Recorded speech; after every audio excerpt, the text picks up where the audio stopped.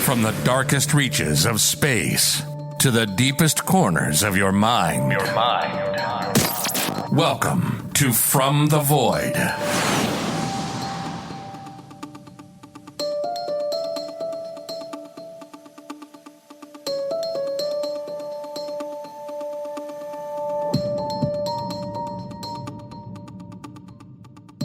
Nicknamed The Rock, Alcatraz Federal Penitentiary was a maximum security federal prison located on an island off the coast of San Francisco, California. The site of a military fort since the 1850s, it was eventually converted into first a military prison in the early 1900s, and then a federal prison in the 1930s. Alcatraz was supposed to be the first escape-proof prison, designed to curb the wave of crime of the 1920s and 30s. The prison was designed to house the worst of the worst, and over its history was home to infamous criminals such as Al Capone, Machine Gun Kelly, and Mickey Cohen. The island prison was reinforced with 4 strategic guard towers, cells with tool-proof steel cell fronts, locking devices from control boxes, and iron grills that covered the windows. Guards were required to do routine checks of bars, doors, locks, electrical fixtures, and other physical security. Prisoners were counted 13 times daily, and at the end of each 20-minute meal, guards would count the number of forks, spoons, and knives to ensure that none were missing. Alcatraz was run as tight as a ship could be run, and if somehow you were able to escape all of that, you still had to contend with the turbulent and frigid waters of the bay, where you would likely drown or freeze to death long before you made it to shore. So what then happened to the 3 men who, through one of the most elaborate and clever escapes, managed to make it off the island? Were John and Clarence Anglin and Frank Morris able to make it to shore and evade capture for the rest of their natural lives? Or did they perish in the attempt? This week, I welcome returning guest author Tom Sullivan, who just released a book on the story of this infamous escape, called Unsolved Case Files, Jailbreak at Alcatraz, on this week's mystery, Escape from Alcatraz, on From the Void.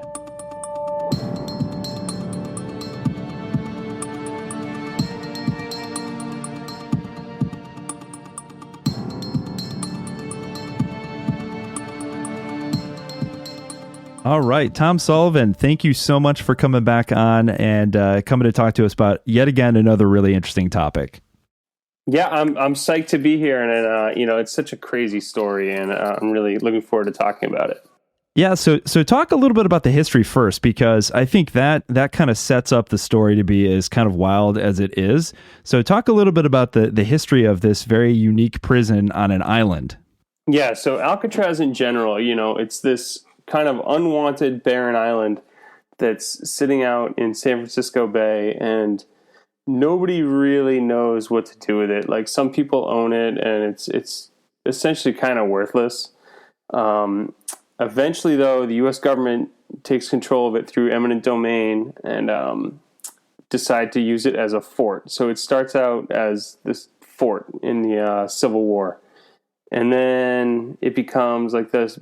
Well, it's barracks, and then it's a POW camp for the Civil War, and then it's kind of like it's not like a military prison, but it kind of is for like like low-level military offenders, and that's kind of like its early life for a while.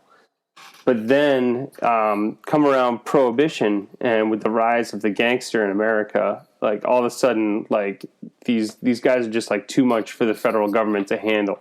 Like people like Al Capone go to jail in Philadelphia or Atlanta, and it's basically like they're like not even in jail at all. Like the guards are afraid of them, and so they're giving them whatever they want. Al Capone had one jail cell that he had like like a real bed and a nice like leather chair in. So it really wasn't prison for these guys. So, the government gets this idea, and they hire the warden, and he creates what is, Alcatraz prison. And it's basically just this escape-proof, or at least rumored to be escape-proof, home for America's worst offenders. Yeah, so it's this crazy, like the epitome of maximum security prison, and reinforced iron bars, and I think I read like a dozen checks on the prisoners per day. So talk a little bit about, you mentioned Al Capone, but this prison really was at this point anyway, in the 1960s, by the time this escape takes place, is a place for a lot of people who were kind of infamous for escaping from other prisons. So talk a little bit about, there's really four characters involved in the story, but three of them are successful in escaping, at least to our knowledge. So talk a little bit about their history, their background, and kind of why they were there at the time. Yeah, so Frank Morris has basically been escaping from jail like his whole life. Like, this guy was a runaway, and he first got in trouble as a teenager in West Virginia, and he would run away from the work camps and juvenile halls until it gradually got into running away and escaping from prisons, and then state prisons, and then federal prisons, and he works his way up until finally they're just kind of fed up and just toss him into Alcatraz. It's like, finish your sentence here because hopefully you can't escape from this prison. And the Anglins, similarly, they had like kind of one botched escape attempt. They weren't like habitual offenders like Morris was, but they were troublemakers in the prison system. And then same with Alan West. He had also attempted to escape. Coincidentally, he was with Frank Morris in Atlanta before they were in Alcatraz. But nothing as complicated as this Alcatraz escape. Like, for instance, the Anglins, one of them snuck in a bread box and the other one kind of tried to push it onto a truck at the last second. And Alan West somehow got his hand on a gun and tried to, force his way out of the jail before getting caught. So what transpired on Alcatraz, when the four of these guys got together and the plan that they concocted, it became, it's surreal. It's like something you'd like to say like out of a movie, but it's like even more complex than that when you think about it. Yeah, it once you look at the details, and in fact, if you go to the FBI's website, there's a fairly decent breakdown of all the different things that they needed to achieve in order to accomplish this feat. It's really remarkable. So talk a little bit about that. So I think the record is like 36 men tried on 14 different attempts to escape, and nearly all were caught or died in the attempt. But the fate of these three in particular, we still to this day don't know, if they were successful or not. That's kind of the big mystery. But talk a little bit about when they first got together and decided to plan this escape. Walk us through like just how detailed this plan was and all the different things that they needed to accomplish in order to even make it off the island in the first place. Yeah, it's kind of like Ocean's 11, where you need like 30 things to happen perfectly in order for this plan to go off. And so it starts very small. Like Alan West has a work detail painting the ceiling in this area above the cells were in 3 tiers. And then there was this kind of space up above the third cell before the ceiling that, like, it's kind of like an open attic. Like, there were bars but no walls. So he's up there painting the ceiling and notices that one of the old ceiling vents didn't get cemented shut like some of the others did. So he can look up and feel the air. So it's like, okay, we can theoretically, if I could ever get through this hole, I could, get onto the roof. And then from the roof, he discovered that there was a vent coming from, I believe it was the bakery, that went all the way down to the ground. So it's like, okay, if I get to the roof, I can get down this pipe down to the ground. And then I can hop over these 2 fences, and then it's just the ocean after that. But they needed to solve the problem of how to get out of their cells. So that started small.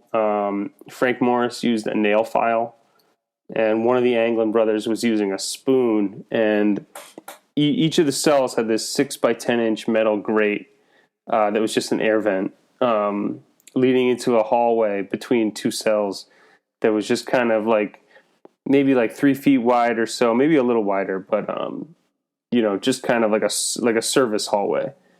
And they figured out that they could scratch through this concrete, because the concrete over time had actually deteriorated due to the salt water that was in the plumbing in the building. So in order to save money, they used just seawater in their plumbing, and it was just slowly over time eroding the concrete because the rebar that was in the concrete would expand and contract as it rusted, and that would, cause the concrete to crumble. So it was like, I don't know if you've ever seen like old concrete, but sometimes you can touch it and it's almost like it like turns to sand in your hand. So they're scraping and carving their way out of these vents. And then once they get through the vent, they figure out, okay, they use pipes to climb up to the third floor on top of the third floor cell to get to that ceiling area. And then in order to work up there on the vent, they needed to make sure, because like you said, they were checked on.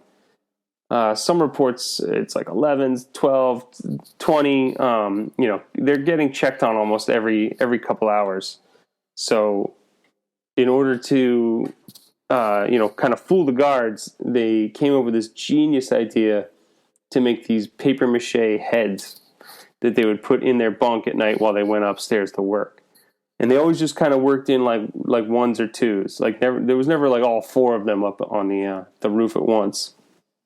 So some men would keep watch while others worked. And in addition to the dummy heads, they also used the paper mache to create these kind of fake walls to put over the vent after they had dug it out. Wow, it's just brilliant, the links to which they, in the detail, that you think it's kind of like that age-old thing where, like, man, these guys had put this much effort towards some sort of career, maybe they would have actually thrived in society, Exactly. Which is funny, yeah, Frank Morris was actually technically a genius. I love the part though about how they learned how to vulcanize rubber. So I think I read somewhere they stole like something like 50 raincoats to turn into a raft, and they used steam from the steam pipes to vulcanize the rubber. And they read about it in a magazine while in prison. Yeah, it's so. They read about it in a magazine while in prison. Incredible, right? Yeah, like so you have nothing but time on your hands in prison. And so they would read these articles in Popular Mechanics. They used issues of Sports Illustrated to learn about boating and water safety. And those were the same magazines that they used to make this paper mache too. And they found out that if they used the razor blades that they could get from their shaving razors, they could slice out the pages with ads and nobody in the library would be the wiser. Like if they cut out an article, someone else might check this magazine out and say, hey, what's the deal? I wanted to read about whatever, the newest car coming out this year. And learned how to. So the vulcanizing rubber came from an article that was about a guy who built his own decoy ducks for duck hunting because the wooden ones were too clunky. And he didn't like having to carry around these wooden ducks. So he created these rubber ducks. And so the article goes into this great detail about how to work the rubber and how to, treat it. And then once you vulcanize it, it's pretty hard. And so, like you said, they used, around like 50 stolen raincoats to create life vests and 2 rafts, which is just insane. Yeah, that's absolutely insane. Some of the other things that were pretty remarkable that I read about, building their own wooden paddles, converting a musical instrument into a pump, essentially, for the raft. Some of these things are just pretty ingenious. Yeah, one of the ones, that was like really like a stroke of brilliance, it just didn't end up working. It was part of their trial and error was they built a drill out of a vacuum cleaner motor. So one of the men was working a detail, and his job was cleaning something, and he had this vacuum, and it was broken. And he recommended that Frank Morris take a look at it because he was a smart mechanical guy. And they figured out, okay, this vacuum actually has 2 motors. So if we fix one and remove one, they'll never know the wiser, because if they open the vacuum, it's like if I opened up a vacuum, I don't really know what I'm looking at. And they used the motor of this vacuum to create a drill to try and cut through the bolts that were on the ceiling vent. Now, it didn't actually end up working and they discarded it, but it was still like this prison ingenuity, like to turn a vacuum cleaner, a broken vacuum cleaner motor into a functioning drill bit, which was just beyond brilliant. They were brazing metal, which is another kind of just eureka moment. Frank Morris was shaving his dimes into silver fragments because up until 1964, dimes had silver in them. And he fused his nail file to the handle of a spoon to create like a better pick for when he was carving through the wall. The wood, they had just kind of smuggled wood from their various jobs. One of them was detailing in they had a broom shop, like where they made brooms. So there was readily available scrap wood and glue and, stuff like that they could use. Wow, yeah, it's incredibly impressive, and for people listening, there's pictures of some of the recovered items that they used in their escape. So speaking of the escape, so walk people through, how do they assume, because they kind of piece things together. So walk people through the actual escape and how, from the jail cell to the shoreline. Yeah. Okay. So it is summer, or just about to be summer, in San Francisco. So it's probably about as warm as you're going to get, because the big problem with that escape is that water is so frigid, basically year round. There were other, escape attempts with the people that had failed. Like some people had only made it like 100 feet offshore and either gave up or clung to a rock hoping to get rescued because they just couldn't handle the water. So you had to wait until it was summer. And Frank Morris one night, it wasn't really like we're going to go on this night. It was kind of like as soon as that last bolt had been sawed through or filed through and they could get up to the roof, it was like, let's go now, because you never know. Something could happen tomorrow and then the jig is up. And with these guys facing these either life sentences or 20 years or whatever, it was kind of like a now or never sort of situation. So the night of the escape, Frank Morris makes his way through his vent hole, climbs up to the ceiling, cuts the last bolt, says, okay, this is it. So he brings the dummy heads back down, and they put the dummy heads in their beds, except for Alan West. So Alan West is the reason that we actually know all of this, because he hadn't fully filed or carved his way out of his jail cell yet, because his cell was on the end. He mainly kind of kept watch, and he assembled some of the oars for the raft, but he had never actually left his cell like the other three had. So up until that night, they didn't realize that there was like another piece of support metal or something in the wall, and he was just, they kicked it, they kind of clawed at it, and it was a no-go. So they had no choice but to leave West behind. So the other three men, the Anglin brothers and Frank Morris, climb up to the roof.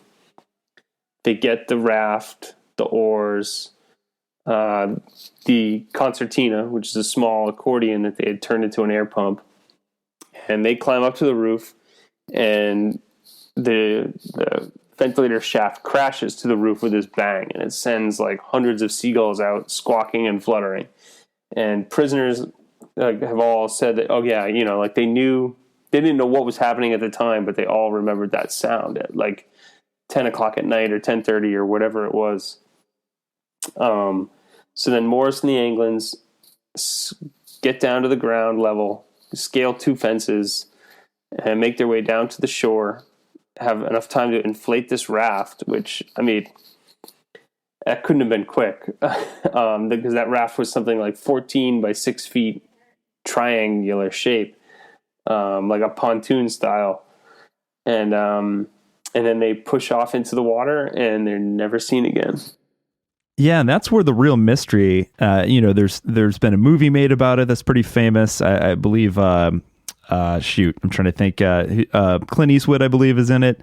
That was really interesting. That kind of alludes to the fact that they got away. But tell folks, like, obviously the FBI becomes involved pretty quickly after this happens, the Coast Guard. What evidence did they find, if they found anything at all? So yeah, the evidence started to trickle in kind of right away, because you're at Alcatraz, and then there's only so many places you can go. So they found a raft, but that turned out to not be their raft. But they did find the life vests. They found some oars over the course of a couple days, and then they found this kind of packet that belonged to, I believe it was Clarence Anglin, that was wrapped in the same raincoat material that the raft was made from. And that contained phone numbers and photographs and just kind of personal artifacts. And where was I going with that? But no body, nothing like that. So these guys essentially vanished into thin air. And, that back at the prison, they start tossing cells, and they're trying to find out who else was anybody else in on this plan. And there were a few other people that had started to cut their vents out, but bailed either because they were afraid of getting caught, or they were asked to drop out, or what have you. And Alan West kind of just comes clean, and he, I was in on it, and here's how we did it, and you're never going to find them. They're off to Mexico. And what's really interesting is, there can be arguments made to either their survival or their demise.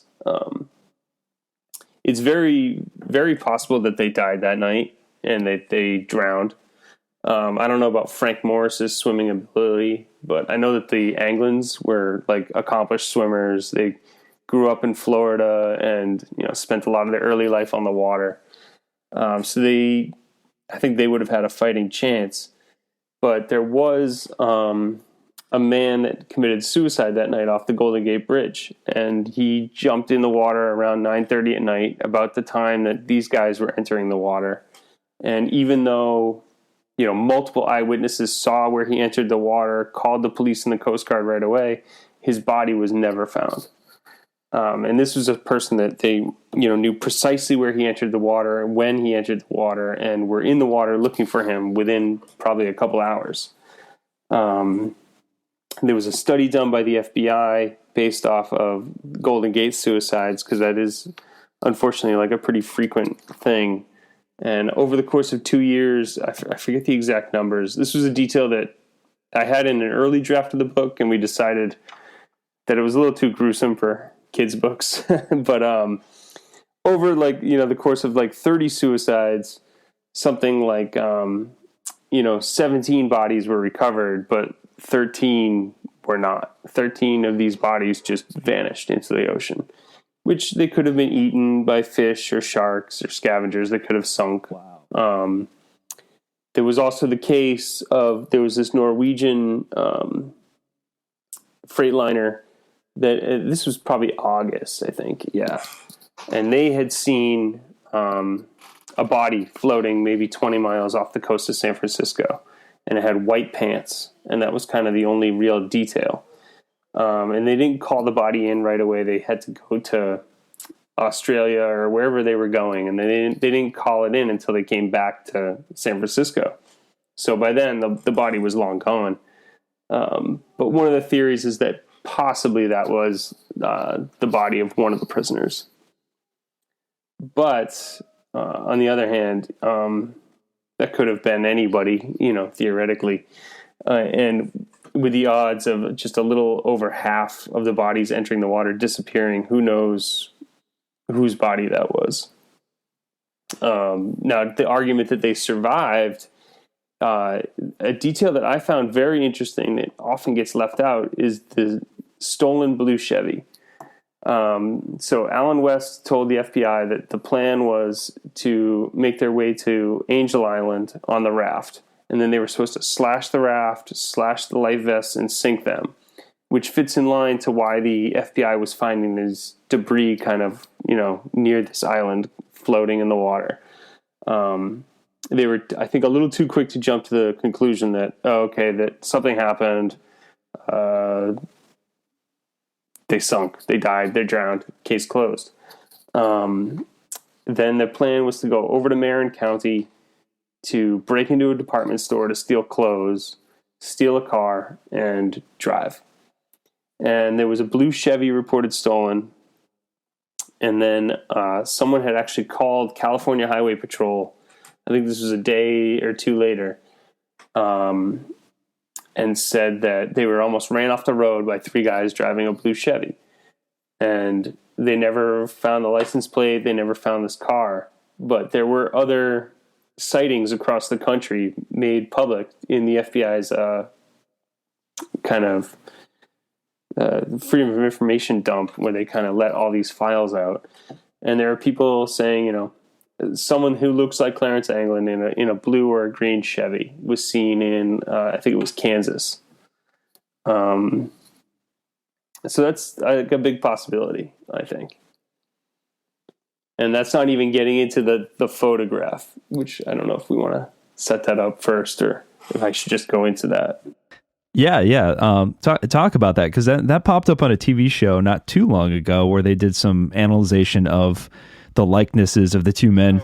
Yeah, and talk about coincidence. So this guy, I forget his name, but he's a drug smuggler, drug runner in the 70s, doing a run down to Brazil, and he happens to go into this bar outside of Rio de Janeiro and sees these two guys that he grew up with. So he goes over and talks to them, and it's the Anglins, according to him. And he had grown up with them in Florida and known about the escape. Obviously, that was, you know, worldwide news. And was just kind of shocked to see that, you know, they had made it all the way to Brazil and were living on a farm, a very kind of like modest farm outside of Rio. And so he takes a photograph, but then he doesn't really do anything with it for a while. And then in the 90s, he goes to the family. I believe this is maybe on his deathbed. And he says that, you know, they're alive and well, and they're in Brazil. And he has this photo that he gives to the family. And the History Channel had, working with, I believe, a retired U.S. Marshal, did some facial recognition analysis. And although not conclusive, it was probable. There was a possibility that these were those two men. Yeah, that was fascinating to me. You know, with the technology that we have now that we didn't have, obviously, even 10 years ago, the ability to do some analysis of photographs like that. The other interesting thing that came to light a few years back also was this letter that the FBI received. Talk about that a little bit. There was a gentleman claiming to be one of the Anglin brothers.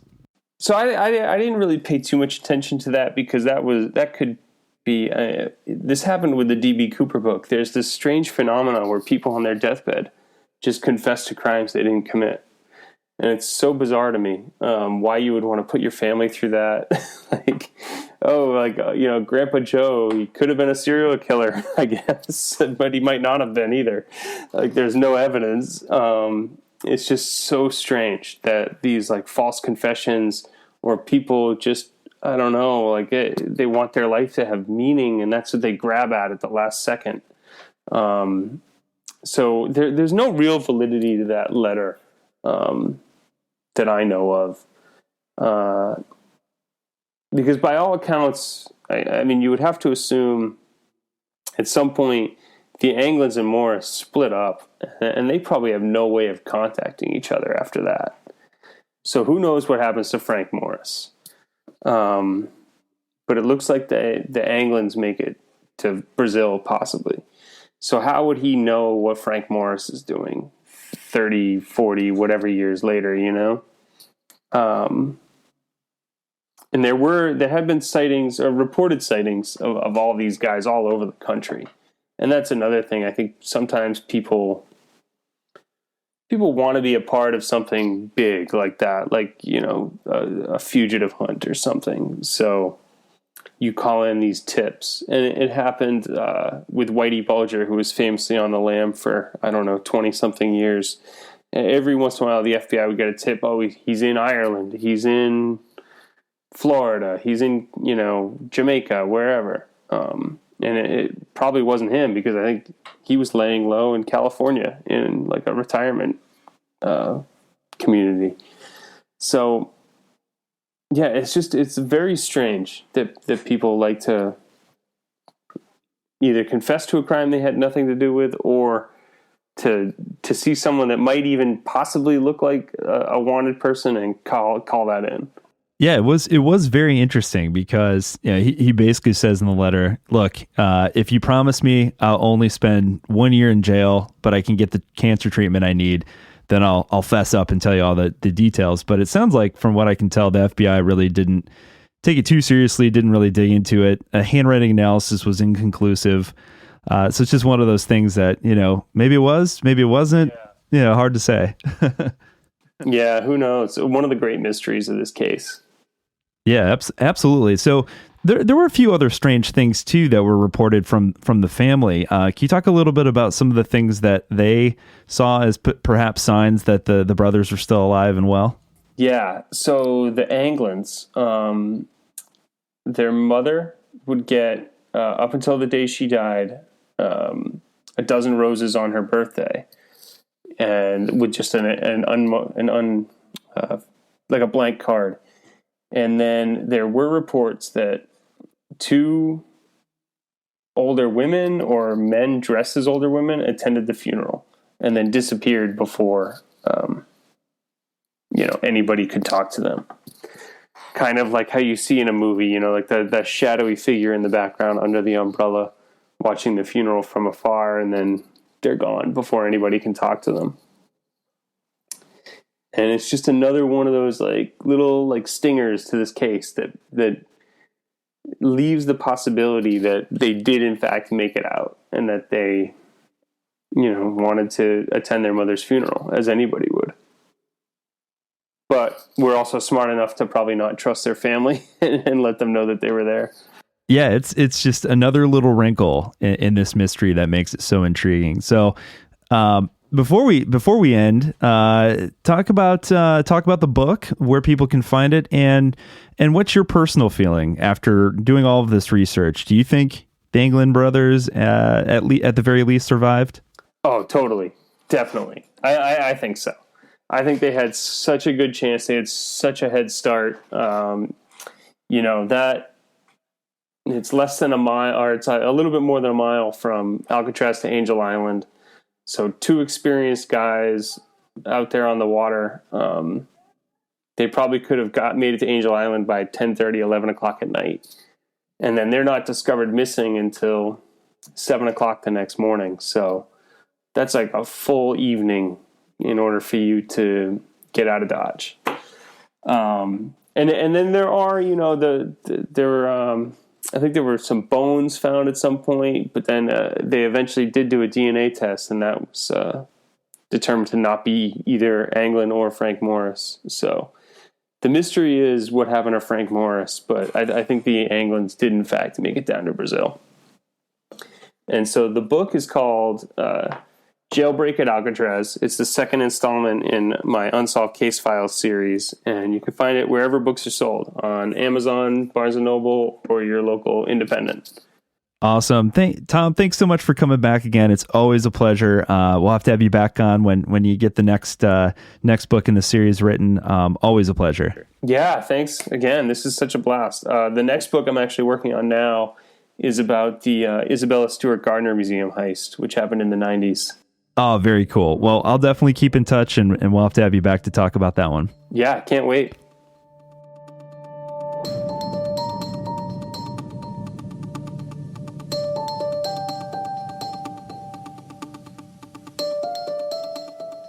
So did the 3 men successfully escape and manage to evade capture? Did they, in fact, make it down to South America, where they lived out their lives as free men? As of today, it remains a mystery. We have only the few pieces of evidence recovered, and no bodies. Alcatraz closed down on March 21st of 1963, perhaps cementing John Anglin, his brother Clarence Anglin, and Frank Morris as the only prisoners ever to successfully escape. Thanks for listening to this week's episode. If you enjoy the podcast, consider leaving us a 5-star review on iTunes and telling a friend to check us out. Don't forget to subscribe so you don't miss any new content. I'll be back next week with a brand new mystery. And until then, I'm your host, John Williamson, and you've been listening to From the Void.